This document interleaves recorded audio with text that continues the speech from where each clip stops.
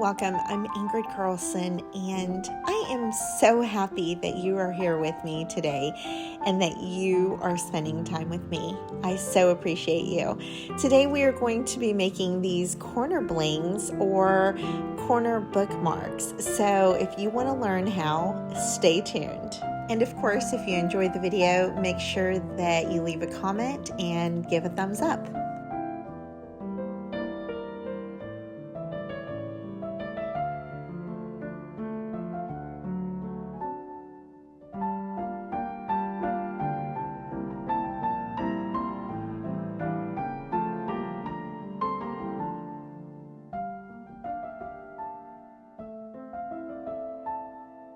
All things don't always work out, and that is the case with this video. Unfortunately, I edited this whole video, uploaded it yesterday to then find out that the audio was missing. I went through my camera roll and my editing app, and it is completely gone. So I'm going to do a voiceover with it instead, so bear with me.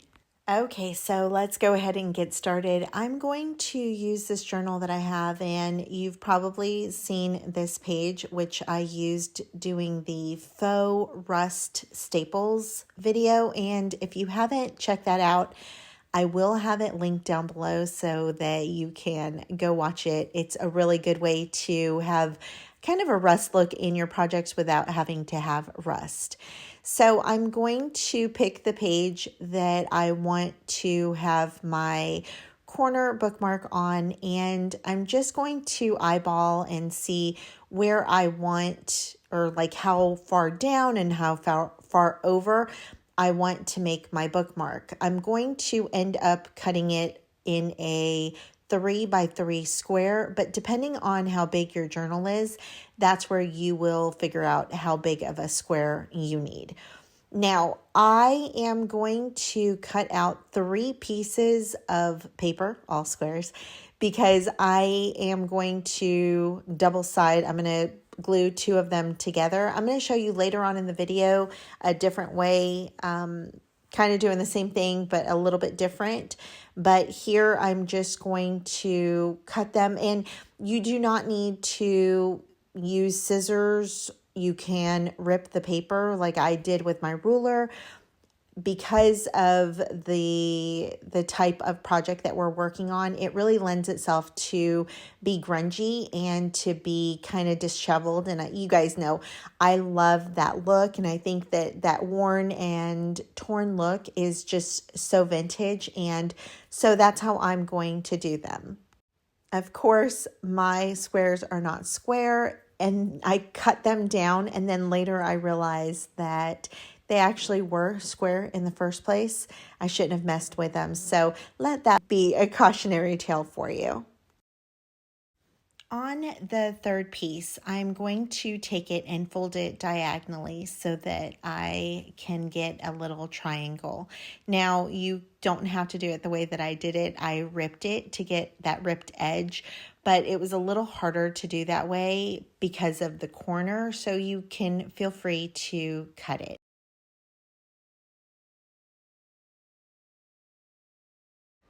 This triangle piece is going to be what we are going to lay our fabric on. And the awesome part about this project is that we are using up all of our scraps. So I'm taking my little bin of chindi fabric, and if you don't know what a chindi rug is, leave a comment down below and let me know if you'd like to see me take one apart and show you what it's all about. It's actually really awesome.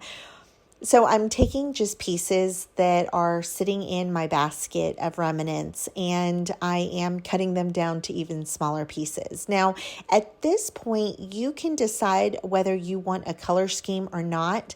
In this instance, I just want it to be very organic and not thought out so carefully and meticulously, and I ended up really loving the look of it. So I recommend that you at least try one of these. And especially if that is something that is outside of your comfort zone and you feel like, no, I need all the squares to line up. I get that, but just try it. I'm going to just use a little dab of glue to hold down the fabrics, and I'm kind of gluing them down like a masterboard. And this is going to be my base layer. Now, I will tell you that when I started, you can see that I start going in just a horizontal pattern. And so then when I catch myself, then I decide to go vertical right next to it so that to break that up. That's something, it's all from preference, but I would say if you want it to look more organic and disheveled, so to speak, then try not to have the fabrics all facing the exact same direction. But really, whatever you decide, it's okay. And the awesome part about this project is that you can make so many of these in one sitting. And so you don't have to worry about it. One of them do vertical, the other do horizontal, the other do diagonal, and whatever you can imagine, just go for it. These fabrics that I'm laying out are going to be my base layer, and then I'm going to come in after I've cut off the excess on both sides, and I'm going to add a little bit of trim as well as some lace that I'm going to kind of grunge up a little bit using whatever remnants of ink are in my brush so that I can take out some of the starkness of the white. There are so many possibilities here of what you can do. You can even add paper pieces, sentiments, or anything like that. Now, I will be running this through the sewing machine, so I'm going to make sure that anything that I add here can get run through. You can also hand stitch though. Now, the stitching is completely your preference, and you can go around every single little piece of scrap that you find, or you can go diagonal, you can go vertical, or you can go around the perimeter. When you're stitching, you might find that the fabric kind of goes under your presser foot. So what I like to do is put something that can hold the fabric down, or even lift the presser foot, hold the fabric down, and then bring it back down. That way my fabric will lay flat. If you're not a meticulous sewer, then this is the project for you, because there is no right way to do this, and I have stitches going every which way, and the end product is awesome. Look at how adorable this is coming out so far. I'm going to add a few more stitches, and then we will stitch it on to our other square, and then it's almost done.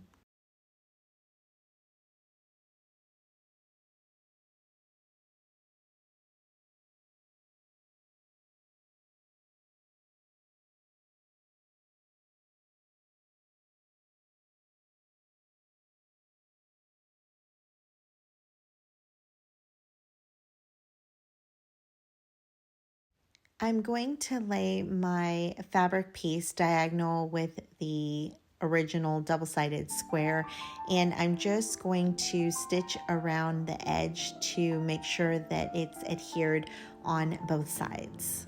I seriously don't think that I could love this anymore. Look how adorable this is. You're just going to stick your pocket on top of the corner of your page.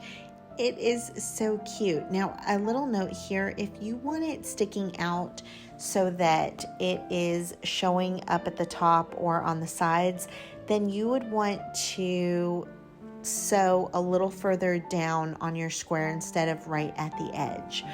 But now we're not done, because I think we definitely need to go ahead and decorate the back side so that when you flip your page over, it's cute on both sides.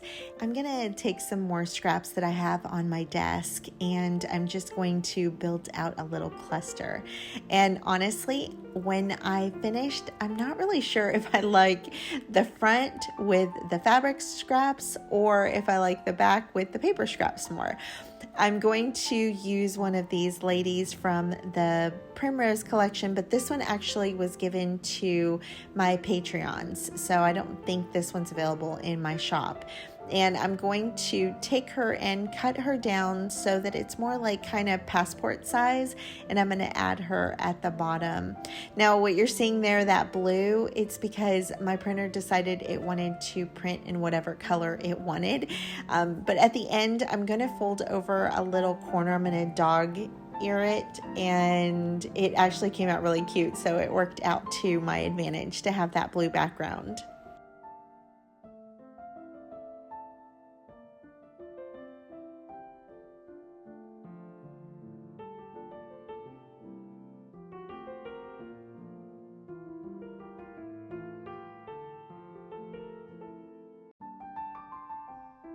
Whenever I'm using sentiments or labels, then I love to make them look like they've been weathered through time, telling a story of years past. And so what I like to do is fold it and then kind of dip it into my ink pad so that it just goes on the line and it shows the fold. And I think this is just really cute. I think it adds a lot of dimension, and it really does make it look like it's really old, doesn't it?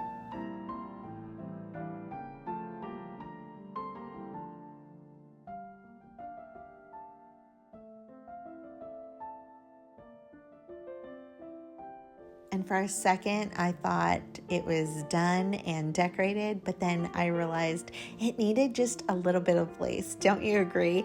I think that that little piece of lace just took it to the next level.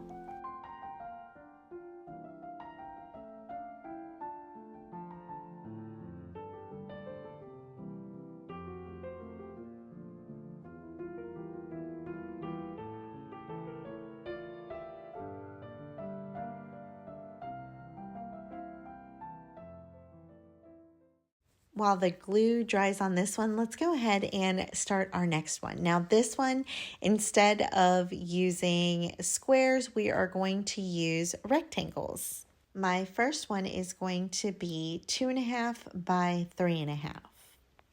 And then the piece that goes behind it is going to be slightly smaller, and it is going to measure 2 inches by 2.25 inches. Now you're going to see here that I'm going to do it a little differently, whereas I'm still going to do the double-sided. So the first piece that I said that was 3.5 by 2.5. This one I'm going to cut out and then glue on the other side and then cut it out. That way, this ensures me that they are both the same size and I don't have to worry about not gluing it on right or not cutting it correctly. The truth is, I'm giving you measurements so that you have them, but feel free to adjust these numbers to fit your journal and to fit your aesthetic. Also, depending on what side you want the longer piece or the shorter piece is going to be what side you're going to glue it on the page. So as you can see here, I just by flipping them around, then I can either have them as the front of my right hand side or the back of my left hand side, if that makes any sense. Now on this piece, I did decide to do kind of more of a color coordinated. I wanted to go with lighter colors, and so I am pulling them together, but at the last minute I decided to add that yellow for a pop of color as well as a red and tan ticking fabric, which I don't regret at all. The other difference is that I am not going to glue these down, and I'm going to take them over to the sewing machine and just let happens what happens. And if the pieces are crumbled underneath, I am going to be okay with it.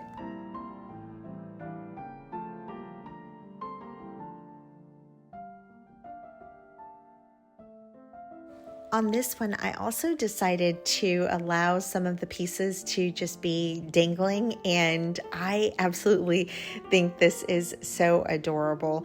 I honestly, even as I'm looking back on this, even though I was upset that my audio was gone, I can say that it actually got me inspired to go make some more, and I can't wait to get up in my room and do just that. And you know, we cannot leave it alone without adding a little bit of embellishment. And on this one, I'm going to keep it very simple.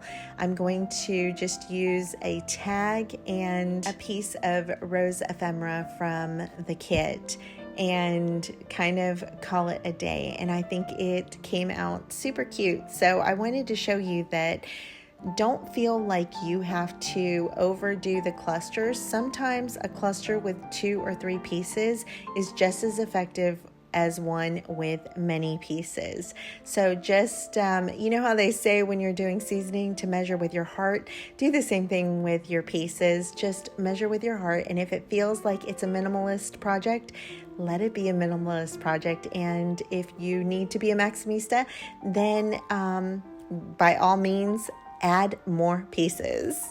After doing my first one, I realized that I did want the fabric to kind of peek through the journal. And so when I sewed around the edge, I made sure to sew a little closer towards the middle so that you can see it hanging out. And I think that they're both so cute. Which one is your favorite? Do you like the one that is the triangle, or do you like rectangles better? Either way, I hope that this project has inspired you today to go and make something beautiful.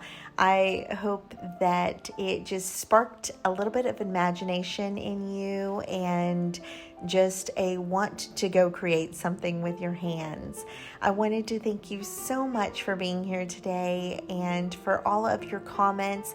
And I am so sorry I have not caught up and replied, but I have read every single one of your comments, and I appreciate you guys so much. And I just wanted to say thank you. I love you guys. Until next time, bye.